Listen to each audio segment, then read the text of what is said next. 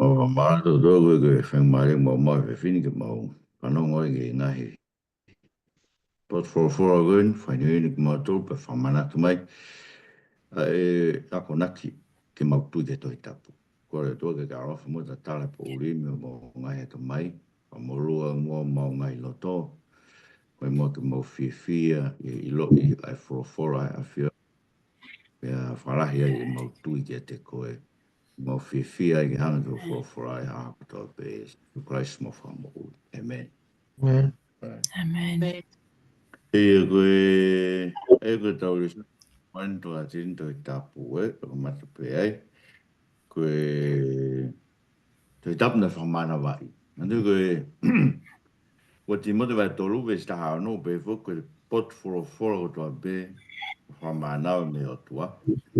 Pe aonga ke hakona ki e fra ilohala fa tonu ngau hia ke ma ni ko pot for ko to pe na uinga ia ki pot for a fe ando ko te mo na fatwa ai pangi tohi ko fo ni te ke fra ta ha e to tap fo ko to fo mo tu a pe o fa be do la hia to ko ai e lau a paula ia ko ni tala noa ana ia ki fo ka motua pe ka koe ke kau ai e fo ka fo o.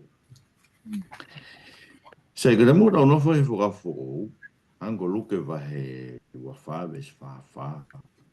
Ai ko fo fo nei to tu ni pe he. Ko ngai le na fai ki te motor tonga ke te motor. Ai ngai mea ko tope o kau ki te au ki he lao a mo se. Tohi palo fita mo e tohi sāme pau ke whakakakato. Ai ka koe fui tolu ko ia. Ta ore si tā no pe ke ki muat. Lau a mo sese, tohi palo fita mo e tohi sāme. Koe vahe la lahi a koe e tolu e tohi tapu whakamotua. Koe koe tanaka, Koe tanaka koe whanau nou pe ia e fui rea koe tora, ai koe lao, nevi im kau palo fita, ke tu vim koe ngai tohi. Koe kai a go nga ko fra no no ia na vai la la ko te tapu ka motua ko ke ko o si sumo ka posto roko to tapu ia ko ne hiki tohi ko a historia ko senturi tolu ko ki mo ia kalaisi e os kakato ngai tohi ko ne fo ka motua ia ko ngai tohi ko kuhinga gei a Paula ia weti motu vai tolu vesta no pe pot for to pe e fa mana va me o tu ka ai uhinga be nai me ia ki ko fa mana va ko ngai tohi pe fo ka motu ai to tap ko na nga va ke si su mo ka apostolo ka ke ka we fo ka fo ia sei ko to tap fo ka fo ai ko no lau fo ka fo ko ngai tohi to tap. Nō whorowhora koe e o pita, vai tō luwe sta hao no. Eia koe lau a pita pe kurea kia, ai koe ne lau ka paula. Kurea paula kau ki ngai mea koe ni i he ene ngahi tohi ka hatoa. Eia koe ngai mea e whai ngata aia ke mahino ke te kautolu. Pea koe kauta e a komo e tae matu. Onga fuirea koe untaught, unstable. Kuno hanga nau tolo mimio. Ko hi ke whai aha nau whaka auha. O hange koe nau whai ke ngahi konga kehe o e toi tapu. Ai koe whai whawhara koe. O kulawai e pita ai ngahi tohi ko toa pe a paula. Koe konga ia e toi tapu. Koe heu ni tā mai ke te o tatau e ngahi tohi a paula. Pea mo e ngahi konga kehe o e toi tapu. Ai koe te tau pe koe tohi koe e hongfu mā tolu koe ne whau e paula. E slau bea koe konga ia e tohi tapu, o te kai ke ose kuonga ka apostol, ke mo upea pita. Me nui whawofo koe na tau tānoa ke tau whai koe re soni koe ngai tohi koe a Paula. Nai tok whaponge o ngā tama whawofo ke tau Ma koe taimi ko nelo, koe ono wha, Wha taimi ko ia. Ono wha, koe ono fitu. Kage, aia, koe whakafo o ia, kei moi beka mo uskamata lau, ngai tohi a paula hono kotoa, koe ngai tohi e tohi tapu. Nā mui gosperi, aia, ngahi gosperi, ki foi lau e ia ti mote vahe ni mawe staha walu. Aia, pehe, e tā noga paula koe lak ti mote vahe ni ma ki he tāu ke totongi le lei. E kau whai whekau koe ku nau whai ako. Whai mo nau to mo te malanga, Pane berewa koe uihe ku lau e tohi tapu o pehe. Ke oa e hai e puru, rotonga e nehanga o momose ko ane. Pea mo ki konga koe, ki konga e o toko mai me kosperi a luke. O tu e rokti motu mai ni mawe tā walu. Koe tangata ngā ue, o tā uia ke maue ne totongi. Ki konga koe ia, ki konga koe roki ia, do not muscle and ox, o e hai e puru, rotonga ne momose ko ane, ko fui konga me te utarona mai wanima. Ko fui konga koe ki moi. The worker is worthy of his wages, ko e tangata ngā ue, o tā ue ke maue ne totongi. Ko konga e mea mātiu a hongo furu koe. Ai e pe koe si suwa te moto ha kato ohu i hala, pe ko ha te sote e ua, pe ko ha su, pe ko ha toko toko. E koe tangata ngā ue, o tāu ke maue ne mea kai. Pe tāu pe mo luke vai hongo furu. Mo nofo i whare pe ko ia o kai mo inu ai, e mea te nau atu. Koe uhi ko tangata ngā ue, o tāu ke maue ne totongi. O te mo hiki, me e whare ki e whare. Kage, a koe inga e whaukau, e koe ngai tohe a paula mo ngahi kosperi. O skamata lau pe ia he i rotonga taimi ko paula mo ka apostolo mo pita mo meo no kei mo uipe. Koe ngahi tohi ia e tohi tapu. Koe ngai kanga whakaweinga ki fui konga koe ni koe tohi tapu whakawho. Eia, koe whimea hewa no hoko ke tau sio ki ai. Koe whakau koe nai whakamana wai be whok. Koe ngai tohi e whakawho. Ai koe uhinga hono wiki nau tolu koe tohi tapu. Koe wiha ni whakamana wai be mo ngai tohi koe ni. Eia koe ua ki koe whakau koe ngai tohi e whakawho ou. Koe whakamo on ai kau sio tonu. I mea koe nai hoko i eiko si Isu Christ. Ma tu koe na tau tānoa he tau lau koe ki he ngahi gospeli, wha i gospeli. Koe apostolo, koe winga apostolo koe toko taha nai whanonga mo si Isu. Me he papitaiso koe si Isu e sione, o au ke ne haere. Eia koe mea koe ke te lawai ke te whanofa apostolo e ahon. Koe hika ka apostolo pe, an I koe na nau si o tonu e eiko si Isu. Kare aku ia e koe toko hongo fu maua. Pea pe paula ko ia koe apostolo whamingu I taha aia. Koe ia nai hāgia e ki whamui mui. Taike, koe kau whamon si o tonu. E koe ruaki, koe lauka a pita. Kua pita wa ruaki we staha no. Pe pita na kai te maumui mui ki hangahi tala noa nai wha. When you cleverly contrived means, ka ngai tala noa nai wha. He mau whakaha ke te ki mau tolu ai mafi. Pea mai hoko mai ai eiko si sukalaisi. Ka, koe kau sio tonu ki mau tolu e no mafi. Hei koe fui mea mau inga e whatonga Koe men ko o kuhinga no whamana wa I ngai tohi ka apostolo.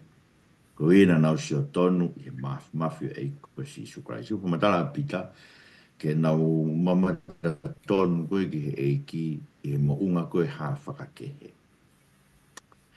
Ngā taika o koe tāno pia luke vai rua ki vesiwa. Nandi whako luke ne whamatala o behe koe ne toi ka tofilusi. Ne behe hange dofpe na ia I kau uraki kau sio tonu. Koe kau se wāniti o wholofola o tua aina nau tuku mai ngahi whamatala kia te tautolo e ahoni. E mai ne vei ka tautolo ko luke ko tō tangata hono ua ia me ka apostolo ko hui ko ka tangata ko e sio tonu e ka se vaniti e folofola ko nau tolu ina nau tuku mai u whamatala ko na anga e luke o ana laiso o fatu mea i ne gospeli. Mantu ka tohi ngā ue ko e whape mu e luke ka na e kau ngā whanonga ia luke ia pe mu paula. O sione, lawa e sione ko la sione mai roakim ves tolu. Ko ngai mea me kamataanga, ngai mea na mau whanongo ki ai, ko ngai mea na mau mamata ki ai, ko mau mata, na mau sio ki ai, pe ala ki ai, ho mau nima, ko ngai mea o kau ki e wholofola e mo ui. Eia, na sio ki ai, nau mata, pe ala ki ai, nau nima. E mau inga ngai mea, ko e ka pana tau iai i sinturi uaki, na tau mamata tonu ki o tua. Na tau wala ki o tua, na me iala mai o tua ke te tau tolu. Yes, Isu Christ o whaha tau whamou. Pea koe rea a pita he taha ni ngai malanga. O kai lava ke taof ki mau tolu meno rea aki o e mea kua mau mamata ki ai mo whanongoa. E koe kamatai koe nau ngai malanga alo koe i osi haere ka sisu. Eia, koe mea koe tau ukulau e ngai toi ka tam koe ni koe ngai toi ne whamana wai. Koe i koe ka apostol. Na nau mamata tonu e ko sisu Christ. Pero no hina koe ke lawa ke pehe ke ia ka whainga tohi a hataha aon tala mai nai whonu lau maari e ia pehe. Pea nai mamata pia ke hawi sonio e ko sisu Christ. Pea ko hina koe ke toi tānaki ai ha tohi ke toi tapu a whainga taha. Koe hia koe kakai koe na tānake nau ngai tohi o whotu koe toi tapu a who ia. Koe kakai na nau sio tonu e ko Jesu Christ. Kono wa koe kakai na e takina e lau maare maa oni oni. E koe ka apostolo takina e lau maare maa oni oni ke hiki e nau tohi. E koe mea ni koe matunga ni wholofola na whae si isu. E koe pe si isu e sion mai tā whaa visu au no. Ka hoko mai e tau kapo. E lau maare maa oni oni. Aia e whikau mai e tamai i hoku hua whaa. Tene a kone kina ki mautoru, ke mea ko toa pe, pe tene whakamanatu ke te ki mautoru a ngai mea naku lea aki. E koe whakamanatu, koe whakaukau e ngā oka lau mare maa ni, ma tene nau sio ko toa pe ngai mea koe na e whai e si isu. Ka e whakamanatu e lau mare maa ni, e ngai mea pe koe kāu ke nau hanga o hiki tohi. Umana ke lau ka sio ni sio he wanoa vestol noa ke tō tāne, lai ngai mea na e whai si isu. Koe ke hiki tohi he tohi. Ka koe hiki tohi ngai mea koe ani tau mao he tohi. Koe ui ke tau tui ai ke te ia koe ia e kalaisi. Kai ngā rai ka ko sonta nima. Koe si wao no ke ua fitu. Ka hoko mai e whakat tau kapo. E toko taha koe te uwhekau ke te kumautoru me he tamai. E lau maari o e mooni ai o ku hau me he tamai. Tene whakamooni o kau kia te au. Pea te mō whakamooni whoki mo ki mō tōru koe uhi o mō ia te au talu me kamatanga. So koe mea mau i ngā, Koe kua whakamooni pēha taho kau kia si isu. Koe whakamooni a ki nau tōru. Nā nau ia si isu talu me kamatanga ne ngā ue. Talu me no baptaiso anga koe iso atani. He baptaiso kua sion ne baptaiso. Eia, koe no winga ia koe ku lawa e ngai tohi ka apostolo, koe ngai tohi. Koe tohi tapu, koe hui. Na hifu mai lau mare maa ni ka tangata koe ni o whakamooni ki te kinau tō, pia nau whakamooni whoki mo kinau tō. Aia, o ku tataru e ngā oi koe lau mare maa ni nai whai. I he nei fo Pentecosti ki kau apostolo. Mo e ngā oi koe e nai whai e lau mare e kau tangata koe na naurea i he ngai parofisai e toi tapu ka motua. Ai toi tapu na na tau sio kia ni nei. Ai lao toi parofita pe mo ngai tohi. Ai a koe whakaukau ka pita pe he koe kai ha parofisai e hoko i koe mea i a tūtūni a tangata. Ka urea me he o te kau tangata. I hono takina ki nau tō. Mo ka whirea koe i riu koe tahana tau sika ko siko no we. Ono we i nau tō he lau maari e maa anioni. Eia, koe ngāwe ta tau nei whai koe i ka parofita whakamotua. Ngāwe ta tau nei whai lau maari e ka apostolo e whakafo o. O nau hiki tohi e mea koe ni tau lau koe toi tapu whakafo o. E hain koe tau whinga whuke whamahino. Nei kai koe ngata pe whamana wai e whakamotua. Nei koe lau paula ko potu whakola ko toa pe koe winga peke whakamotua ka ukai whakafo o. Sai koe wherewa maake moluke.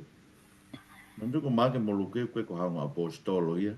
Koe ongo mui e ka apostolo. Aia, koe no hinga kulawa e na ngā we e na kosperi, koe kosperi, o tohi e whakafo, koe uihe koe na kau ngā whanonga me apostolo. Maina pe e koe tala ia e tuk whakaholo, o pehe ko maake, na ene hiki e ngahi rea koe apita. Ka koe ke tau mai to toi tau, mu tau mai toi tau, koe i loi ko loa pea luke mu maake. Na kau ngā aue whataha pe mo apostol ko Paula. Aia ko maake, koe ila mutu ia o pane pas, koe tama ia e me tanga o pane pas, e tu fini o pane pas. Aia koe na kau ngā whanonga pe mo Paula aluke, mai no bit pe ia pe mo maake koe, o whekau atu kia maake, e tohi koe kia Timote, ke mo mai mo maake. E o ke prisione a Paulo ke toi whaasi na Paula koe na whai me prisione. Rotonga prisione ka omea maake au ke ngā ue. E ko whakaukau koe winga he ke ne hiki ko speli. E ko no winga blawa e na ngā ue koe ngā ue wha apostolo koe uhi. Koe na kau ngā whanonga koe mo ka apostolo. Sai whiwerewa ngai toi ko mole. Uka ngai toi pase toi tapu. Mahino be ia koe ke tau toi hango tohi ki reo tia. La Paula ke close by far sta no be osi no lau e tohi koe ni ai koe ngai tohi kolose. Pea ave o lau e tohi koe ni ki sia si reo tia. Pea o mai mo e tohi koe ki reo tia o lau e te moto. Aia, mahino ai na e tohi ki reo tia ka koe ke tau maku i tau to. Ko la koe to vai ni ma mahino ai. Pe Paula na ku tohi ke te moto ia tohi. Ai mai no koe laki tohi a koe ko la korinto koe ke tau maa koe tohi koe nula ko la korinto a honi ko hua korinto ia e koe uhi tau ilo me ai la tohi koe na whai Paula koe tohi atu ke o te nau i o ke whakataha me kau taitui e kau kai kakai ko kula koe kau kristiani kau nau koe nau tonga mo ui whengangai me tohi tapu koe tohi la korinto ia pūri tohi koe ia. Nā ere me tohi au kui koe tohi, koe waha aia koe ula korinto mua korinto, o kui koe tohi whamamahi. Nā tau sio pe kia he tau tāno koe ula korinto mua korinto. Koe ulau kia Paula e ua korinto vai fitu ves walu, e ka pau ko whamamahi ki mo tolu aki e ku tohi. O kui kai ke u hanga o toi to o ia. Koe ui po sia te mo tolu. Neo na whamamahi ki mo tolu ka koti taimi sibe. Ai koe whakaukau ina ia fwoi tohi whamamahi na whai waha a koe. O la korinto mo ua korinto. Maa pene a whainga mea siasi na e hoko. Tohi a Paula ka te kinau tolu. Kau ke tau maa tau tau me tau. Koe tohi e whaa na whai ke siasi korinto. Koe ua peni u tau mau. Sai whewhere ngai tohi koe ia. U more ngai tohi e koe ia. Oi whina ngalo e tua e ke toi mau. Koe me benu tau i lotion vai wanoa ve stol noa me tau taha. E lahi ngai mea ia nei whai si su e roto tonga kau ako kau kai hiki tohi e tohi. Kai te tau pehe u kau pia me whakafo o kai ke hiki tohi whakafo o. Ka ko hiki tohi mea koe ni koe ke motui si su koe misa ia ia koe alo e rotua. Pea iho motui ke mo mau mo ui e ono hua whae. Koe mea pe koe ni kau mau i he toi tapu. O ke whiunga anoa pe ia ke tau tui ai ke eko si isu kraisi. Ai ko whiui pe, ka pai maa e ngai tohi koe ni mea ni te tau toi maa wai ha mea fo o kau kia si isu. Ne kai ke tau maa ngai tohi koe ni, tau maa tohi tapu, i kai. Koe koe mea koe ni tau maa tohi tapu, whiunga anoa pe ia ke tau tui ai ke eko si isu kraisi ke tau maa mo ui. Tai, koe kono whaasi wai koe, pe wherewa ngai tohi nei toki maa whake, maro whanonga tō lahi mo tōru. Lau ke kosperia tō mas, kosperia o siu tas. E whengai kosperi koe, tau te whira kosperia a tō masi. gospel to masi la he pute lau ke ai ko ki foi ma ko pespe ta ko ngai foi le pe si su te au ta fa uai ka fo ba pa ui ko ke ka ko na ko na ke fa ui to mas e ko taman ko origin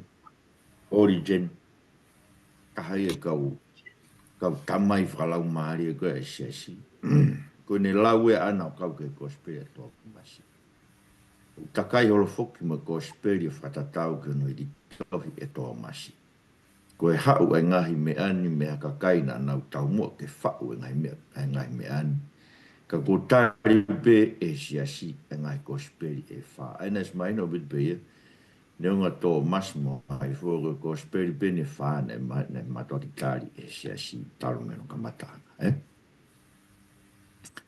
sai ko vevu ngahi tohi ko ne fa mana vai ngai tohi ko ka mo e to tapu a honi ngai tohi ka do be man do o ye ngai tohi e katolika ku ko apokai ngai tohi fit ko mauriri ko no fai mauriri wa ngai tohi fit ko ya ke fa ka to tapu e katolika ko ha fu ngai tohi ne fa mana vai sai ka ilo me tohi tapu e me ko e o luke va ta ta ni manoa ke ni mata o to e folo si su ba be si su o to tangata ko ni e ke kia e toto o ka palo fita ko to ape talu me tanu po o mamani me e toto o peri ke toto o sakalaia ai na e mate wa ha ai o rita i potu tapu i o ko tala ke te mo to o to tangata ko ni e eke ke te na to ai mai me Aia koe toto koe pēko Jisu me he toto o e pēri ki he toto o sakalaia. O e pēri koe roki mā atai ne tā mate i he toi tā pue se neswa he whā. Au maini pēka mō tolu e whakau kau koe ia. Ko sakalaia, koe mā atai ne tā mate i whamimui taha i tā noe whakau motua. Nei tā mate ia i he kuonga tu koe ko soas.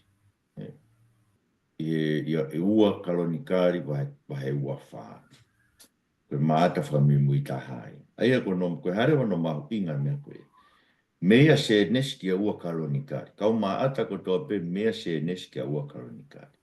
Kono mahu inga, e koe uraki tohi e whakamotua, koe tohi a se nes. O ua kalonikari, koe tohi whamimui e whakamotua, i he whakatu tuu koe, koe tohi tapu whakamotua na mahen mo si sumo kau ako. Ai koe na tau lau koe ki aia ni nai, e tanaka. Ai lau a Mosese, toi palo fita mo ngahi tohi, peke toi same. Ko no whakao ko ia. Ne kamata e tohi nima ko a Mosese. Ka hoko e tohi kau palo fita, na tau sewa ke kau palo fita ki mua, ai kau aso siu o lere i ngai tohi ko ni. O lere kau atu. Ka hoko e me tohi kau palo fita ki mui, ai ko aisea ia ki a Malakai. E to fa ka kato ki rewa e tohi ko ia e tohi same ko lute, palo vepi ko lute. Daniela mo whenga i tohi ko whakaosia ki a wakaro ni kai. Aia, koe anga whakakaukau o peke. Nai mahenia si isu me tohi tapu koe aini tau maheni mo e ahoni. Mea se neska wakaro ni kai. E koe tohi tapu ia koe whakamotu ana nau maheni mo ia. Ma tu koe hoko hoko koe kehe peo e toi tapu koe ia, me toi tapu tau maheni e koe hoko hoko. Koe hoko hoko tau maheni mo ia koe tau tohi tapu. Koe hoko hoko ia o e liu whakakarisi koe toi tapu whakamotua. Aia na tau pehe e tau whamatara kia koe tau koe e wangeau ki mua i he alo i o sisu. Na e whai e uri liu e toi whakamotua i he te rea whakarisi o ui koe sepitua kini. Ai ke sepitua kini ko te tapu whakamotua whakarisi. Panana whangare wana koe ririu ko ia o furihi e whakahoko hoko. Whakahoko hoko a kia a historia koe tatafe historia e toi tapu. Ai tau mao e tau tolu. E tau toi tapu mangai toi tapu whaparangi e ahani. Toi tapu whahe pelu. Ai ko hiki e rea whahe pelu. Mutua i rea koe toi tapu whakamotua. O ke i tū bea e wahe motua koe nai ngā aki i he lao kaupalo fita mo ngahi tohi. Aia, tau ilo me rola si su koe ni. Koe ngai tohi koe nei ngā ake si su koe o lau whamana wa ina e kau ki ai. A se nesi ki a ua kaloni kāri. Aia koe kā kato ia e te whakamotoa. Tau to ilo mea ua pita vai tolu ki tānono tau wakai ki ani nei. Koe kātoa ngai tohi a paula. Ne o si lau ia pita mo ka apostolo. Koe konga o i tohi tapu. Aia, whakamotoa ai mai mo si su. Ngai tohi tātolu ka paula. Si lau ia. E kau tama koe pita pe mo ka apostolo. Tikai ke nau pekia ki nau tolu. O si lau ia nau tolu koe ngai tohi e tohi tapu. Ana tau sio ke ngahi pe mo ngahi ko speri. Koe ngahi ko speri. Koe whamatala gai koe ki hui kort koe na tau sio ke ane nai me rakti motu vai ni mau vesta havalu. Ai koe pehe koe tangatanga aue. Tau ke maa ni totongi. Ai koe pehe koe neon koe to'o mai ki hui konga koe iae mea mātiu mo luke. Kau kupau whakatoa pehe ai ngahi ko speri. Pako sione vai tahani mare wa ves fitu. Ai koe koe pehe te mou. E manduke whorofora ne si suke kotoa e kau ngofu maua. O si alo si tasi e taimi koe ni. Manduke tala noa koe poe no lava ki. E sione vai taha tolu ke sione vai taha fitu. Koe tala noa ka atoa ia ngai mena hau koe poe no lava ki. O si ne alo si tasi koe toko ngofu maa taha ni koe na e toe. E whorofora ka si sua ne pehe te mou whakamo oni mo ki mou tolu. Koe hui e ko mou ia te au talu me kamata anga. O se misia mo pita mo toenga ka o postol koe na nau fatu e ngai tohi koe e toenga e whakau fo. Ma koenga be e whakau kau koe. Aia, koe whakau kau ia koe e tohi tapu na whakamana wai. Koe ke ngata be whakau motua, kau ke me whakau fo o pe. Mo sio koe mau inga tau whamatala koe ni. E koe ke tau to mai au ia whamatala me tua. Ko ngā penga whamatala koe tohi tapu.